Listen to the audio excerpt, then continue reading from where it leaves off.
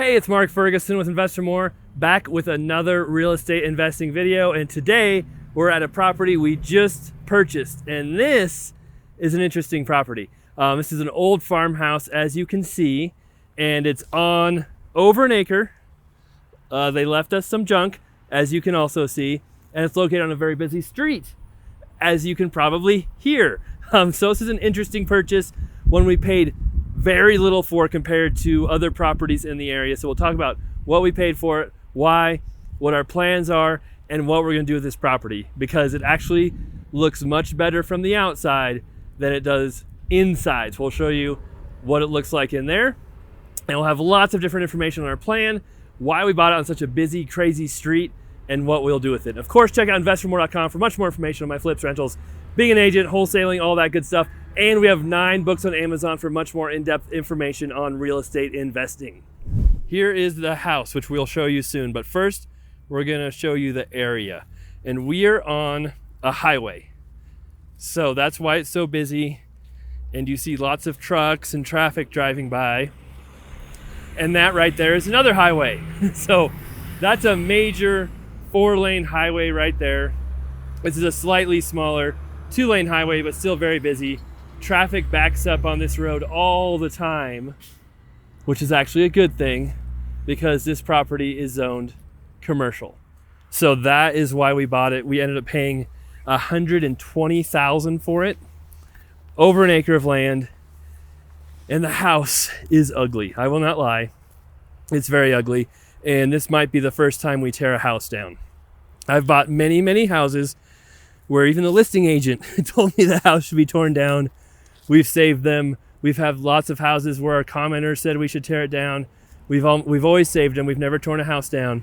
But this one, we might have to do it. Not just because the house is so bad, but because of this lot and where it's located as well. So lots of random trash here. It was much, much worse when I got it under contract. We bought this from the MLS, so it was on the market, listed for sale. Put an offer in the first day. We'll start with the shed here. But there was so much stuff.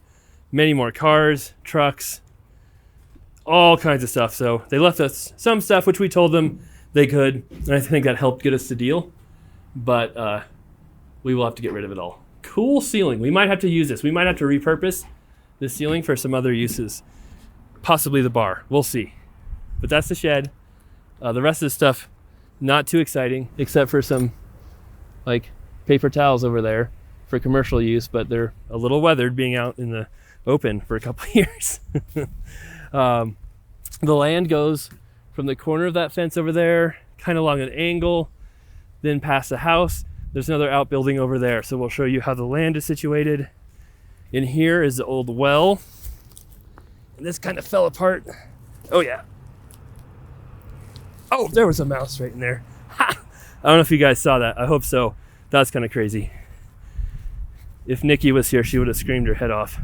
But there's a mouse chilling in that insulation when I opened it up. So the lot goes from back here, along that fence, like I said, and then it keeps going past that little building right there is our property too, to the road right there. And then here's the back of the house. So big lot. And as I said, it's zoned commercial, which means the lot is probably much more valuable than the house if we fixed it up. And if we did fix up this house, you know, it is right next to the road. We'll show you here. So, I mean, it would be a tough rent or sale. The road's right there. Outbuildings right here. So this property, now I could be totally wrong, we'll see. I think it's probably worth $200 to $250 as a vacant lot. So that's why our plan is to tear down all the buildings and just sell it as a lot and get our money out that way.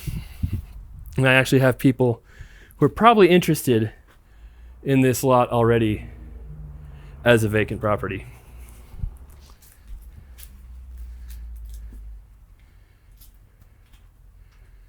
but you can see all kinds of stuff left for us. And this is 100%, sorry, not 100%, that's impossible, like 98% cleaner than it was before. And this stuff right here, I think this is all old hardwood that was from the house, most likely. Chief brand MFMA number 44. Sorry. There you go. So, a lot of work, a lot of stuff going on here, but it should be super cool. We'll show you the house here. All right, we're finally going into the house. The outside really does not look that bad. And even the roof isn't that horrible. And some of the windows aren't horrible. But you can hear the road. And inside, it has seen better days.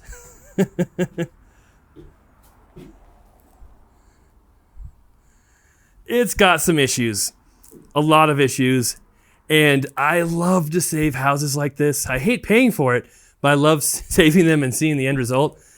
But this one, just because of all the issues it's got inside, and then the commercial zoning, the road, it was meant to be torn down, unfortunately. And some of those issues you can see right here.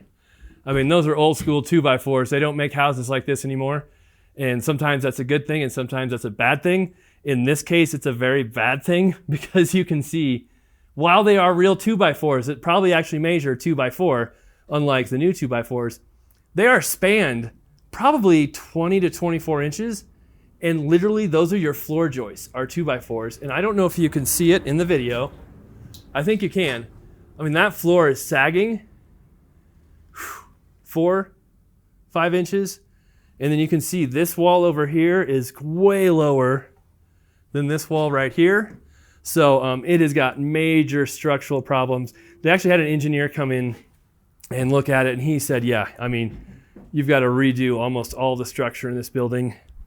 Walking upstairs, we'll show you the upstairs here soon. I walked in this area, and Nikki's like, you need to get off that floor, because it was literally sagging and bouncing as I took tiny little steps. And that's just a huge span and not enough support for that ceiling up there. Again, too wide, not big enough joists, not good construction. You can see it actually, I mean, the window's broken. That's a bad example. But some of the windows are newer within the last 20 years. The electrical, some of it has been worked on. I don't know how much I would trust it at all, but it's had a few things done to it. This wall you can see here is fairly new, but it needs a whole lot more done to it to be livable and to be a house that anybody would want to stay in for more than a few minutes, I would say. I can just feel, like I just walk in certain spots and I can just feel, you can hear it, the floor moving. And that happens sometimes with old houses, but it's doing a lot in this one, not just a little bit. And here's your giant bathroom, which is huge, and the only part of the house that's really still intact, but, you know, it's still not a good bathroom. And that scared a certain person with me too. So, yeah, I mean, I don't know how long it's been since anybody lived in here. I think he said, well, he told us something like it'd been redone 15 years ago, remodeled, and they came back in and gutted the whole thing because of the structural problems. And I'm sure it has an amazing murder room down there, but I'm not going down there today. Sorry, folks. This whole house kind of classifies as a murder house. And the outbuilding's pretty close to being a murder shed outbuilding as well. Just holes in the floor all over. You can see that. Cool wood. I mean, that wall is strong. That one's built great. It's just, you know, the place where you walk and sleep that isn't built quite as well. So not sure how that happened. And right here, like this is you still have, you know, 2x4s for your floor joists, but look how much closer together those are than the other room. So it's interesting why they did that. Who knows? But we've also considered, hey, if we do tear it down, you know, we've got to have a permit done. Probably have a special company come in to do it. Can we salvage any of this wood? Is it worth it?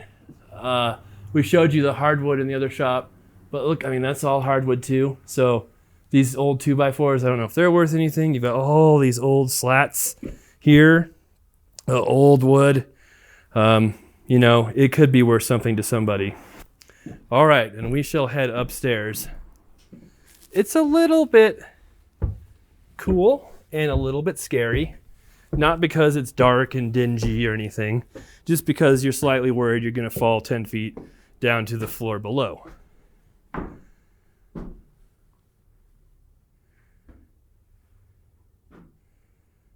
But it's kind of cool up here. It's pretty cool seeing these old farmhouses, how they were built. Like I said, the old flooring here. The stick-built trusses. Like, it'd be really cool just to raise this ceiling as high as you could and open this all up and have a really neat house. It would just take way too much money. And then you have issues like that, where I don't think you're supposed to have just, you know, those 2x4s hanging there attached to nothing. And again, yep, just got some holes in the floor down below. Probably, I'm guessing, vents for the heating system that may or may not have ever been installed. And then over here, this is where when I was walking on it, the whole floor was just bobbing up and down, and I was told to get off the floor, so I did. So, cool house. Tons of cool old architecture. Some parts of the house that really stood up to time, and some parts that did not. This is the floor right here that was kind of sagging 4 to 6 inches. It's harder to see it up here, but you could definitely see it downstairs a lot more. All right, so this is the property, the house. Let us know what you think. Is this a teardown? I think it's a 100% slam dunk teardown. Let us know what you think. Let us know if any of this you think is salvageable or worth salvaging. There's always things you can salvage, but at the same time, if it costs you more money and time to salvage it than it's worth, right? You don't really want to do that. And what you think of this purchase, if this is a good idea or not, to buy it to tear down. I may have forgotten to show this part of the house. We're staying right by the house. But yeah, huge. I think it's a septic pit, but it is deep. It goes way down there. That must be 12, 14 feet deep. Don't see them that big very often. Thanks for watching. Really appreciate all the support, the comments, the likes, the follows, so keep those coming. One last look at our farmhouse. We'll see if we show it again or not before the teardown happens. Of course, we'll videotape that if and when that happens, so don't worry about that. We'll be back soon with many more videos, and of course, check out investormore.com or Amazon if you want to check out our books. Thanks a lot.